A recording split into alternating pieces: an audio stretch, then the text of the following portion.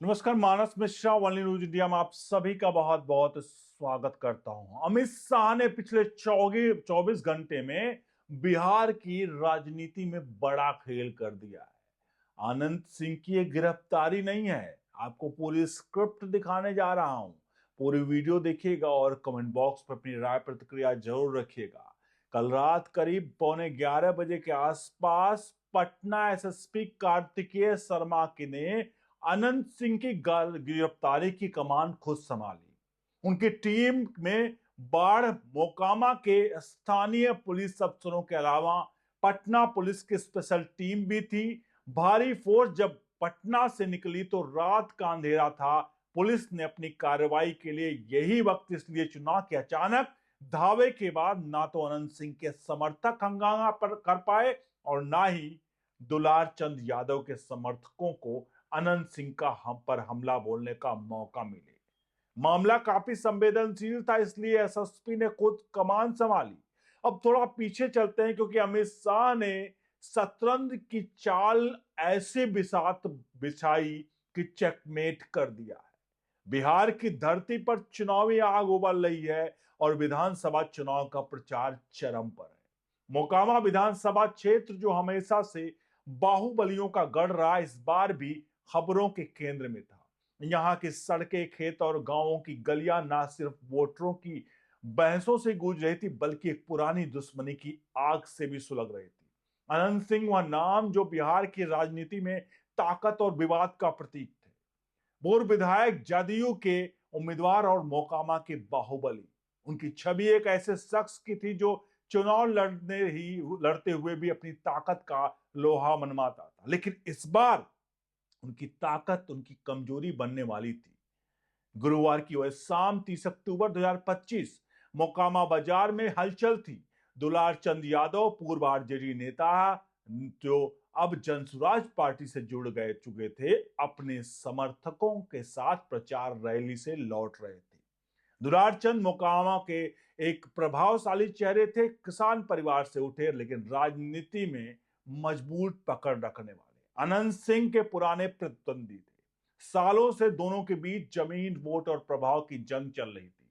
दुलार चंद की गाड़ी बाजार के पास पहुंची थी कि अचानक हमला हो गया। चश्मदीदों ने के मुताबिक 3-4 बाइक सवार युवक उतरे। उनके हाथों में पिस्टलें चमक रही थी। गोलाबारी शुरू हुई। दुलार चंद को जो है सीने और सिर में 3 गोलियां लगी और मौके पर ही वो गिर पड़े। उनके 4 समर्थक भी घायल हो गए। बाजार में चीखें गूंजने लगी, लोग भागने लगे। हमलावरों ने फायरिंग की और भागने के पुलिस को सूचना मिलते ही मोकामा थाने की टीम पहुंचती है। दुलार चंद या को सदर अस्पताल ले जाया गया, लेकिन डॉक्टरों ने उन्हें मृत घोषित कर दिया। एफआईआर दर्ज हुई। मोकामा थाने में केस सीरियस था। धारा 307 हत्या, 307 हत्या का प्रयास और आर्म्स एक्ट के तहत यह मुकदमा दर्ज होता है। एफआईआर में नाम लिया गया अनंत सिंह का। चश्मदीदों ने बताया कि हमलावरों ने दुलार चंद को निशाना बनाया और एक चिल्ला कर कहा, अनंत भैया का संदेश है। यह कोई सामान्य हत्या नहीं थी, यह राजनीतिक प्रतिशोध की कहानी थी। मोकामा में अनंत सिंह और दुलार चंद के बीच पुराना विवाद सब जानते हैं। 2020 के चुनाव में अनंत सिंह ने दुलार चंद को भी बुरी तरह हराया था। उनके उसके बाद जमीन हड़पने और वोट बैंक छीनने का जद्दोजहद चलती रही। पुलिस को इनपुट मिला कि हत्या के पीछे अनंत सिंह का हाथ हो सकता है। जांच शुरू हो गई और यह खबर पूरे बिहार में फैल गई। मीडिया चैनल पर ब्रेकिंग न्यूज चलने लगी। सोशल मीडिया पर हैशटैग मोकामा मर्डर ट्रेंड करने लगा। विपक्षी दल आरजेडी और कांग्रेस ने सरकार पर हमला बोला। तेजस्वी यादव ने ट्वीट किया कि बेहतर बिहार में जो लॉ एंड ऑर्डर खत्म हो गया है। जदयू ने इसे सियासी साजिश बताया, लेकिन केंद्र की नजर इस पर पड़ी।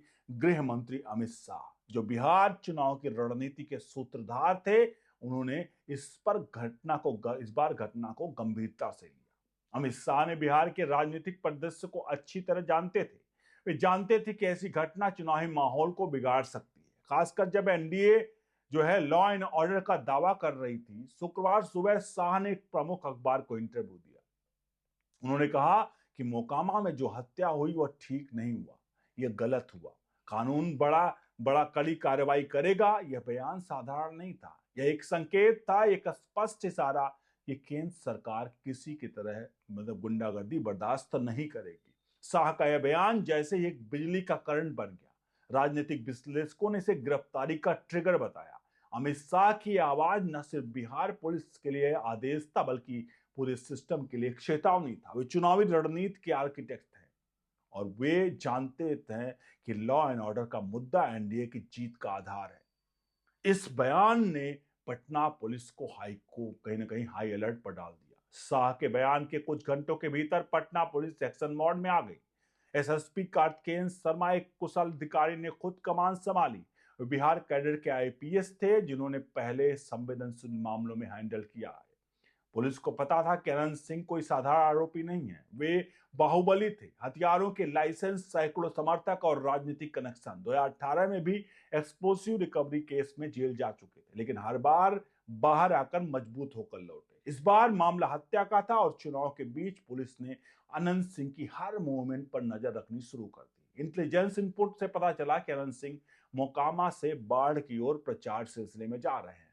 वे जदयू के टिकट पर उम्मीदवार हैं और चुनावी सभा में व्यस्त। शाम होते होते ठोस जानकारी मिली, अनंत सिंह बाढ़ के बेड़ना गांव में रुकेंगे। यह गांव बाढ़ थाना क्षेत्र में था, अनंत सिंह का पैतृक इलाका। पुलिस ने प्लान बनाया, रात का इंतजार किया। अंधेरे में कार्रवाई से समर्थकों को जुटने का मौका न मिला और ना ही विरोधी गुट हिंसा फैलाने का मौका मिला। रात के 11:15 पटना एक विशाल काफिला पटना से निकलता है। एएसपी कार्तिकेय शर्मा की अगुवाई में 150 पुलिसकर्मी थे। इसमें पटना की स्पेशल आर्म फोर्स पुलिस थी, बाढ़ मोकामा के स्थानीय अधिकारी और फोर्स शामिल की गई। गाड़ियां लाइटें बंद करके चली, रास्ते में कोई रुकावट ना हो इसके लिए ट्रैफिक कंट्रोल किया गया। पुलिस को डर था कि अनंत सिंह के समर्थक अगर अलर्ट हो गए तो रोड ब्लॉकेज हो सकता है, लेकिन प्लानिंग इतनी सटीक थी कि काफिला बिना किसी हिचक के बेढ़ना पहुंच गया। रात के करीब 12 बजे गांव के शांत गलियों में पुलिस की गाड़ियों की आवाज से गूंज उठी। अनंत सिंह का घर एक मजबूत किला जैसा, उच्च दीवारें, गेट और अंदर सशस्त्र गार्ड। लेकिन पुलिस ने चारों तरफ से घेराबंदी कर ली, लाइटें ऑन हुई, मेगाफोन का ऐलान हुआ, पुलिस है, कोई हलचल ना करे। एसएसपी शर्मा खुद एक छोटी टीम के साथ अंदर दाखिल हुए। उनके हाथ में गिरफ्तारी वारंट था, दुलाचार हत्याकांड की एफआईआर के आधार पर। वारंट में अनंत सिंह को आरोपी बनाया गया था। घर के अंदर अनंत सिंह अपने कमरे में थे। वे सफेद शर्ट से सफेद पैंट और सफेद जूतों में थे, काला चश्मा लगाए हुए। और पुलिस ने दरवाजा खटखटाया। अनंत सिंह ने दरवाजा खोला।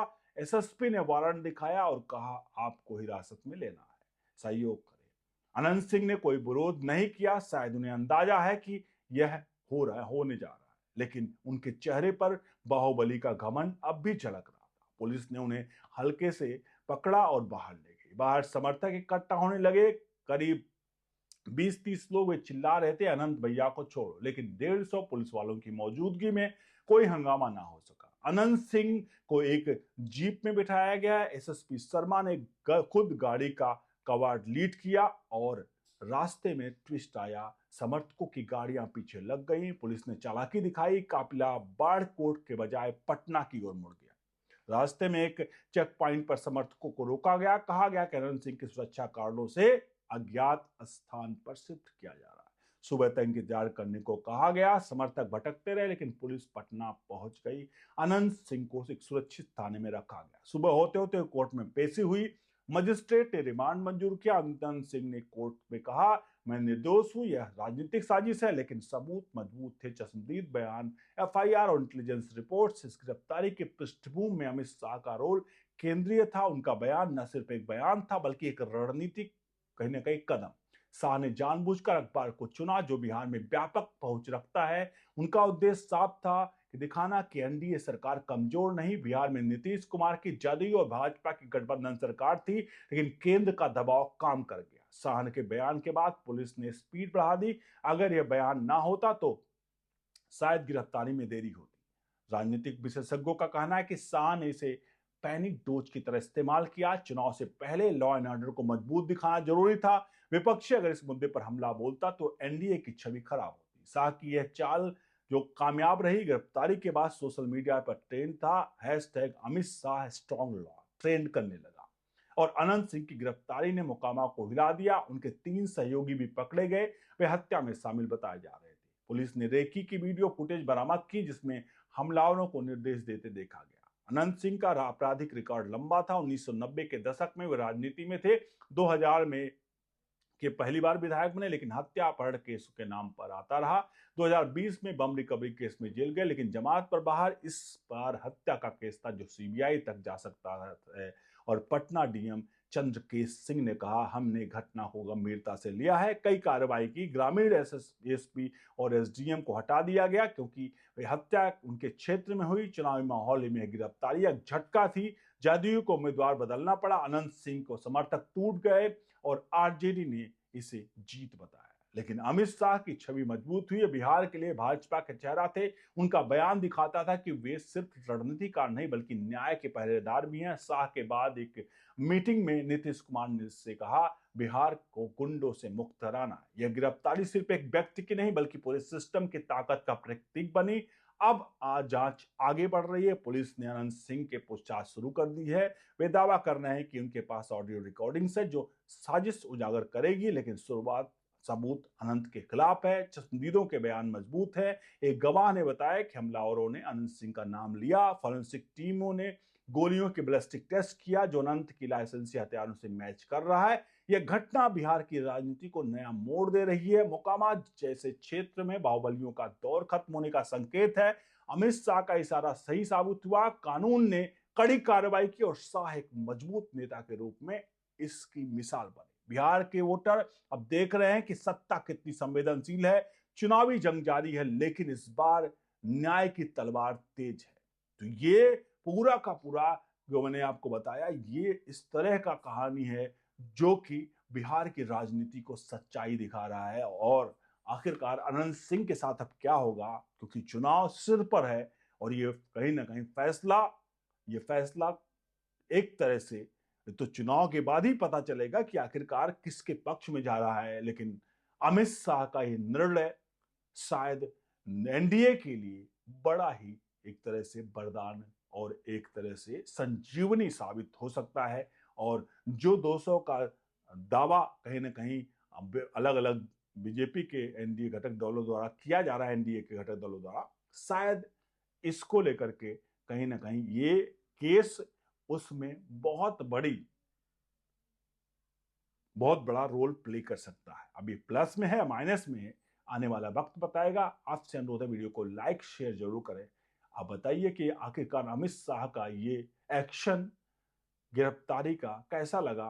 क्या लगता है आपको कि ये न्याय की तरह है या कोई राजनीति। बने रहे ओनली न्यूज इंडिया के साथ। बहुत बहुत धन्यवाद।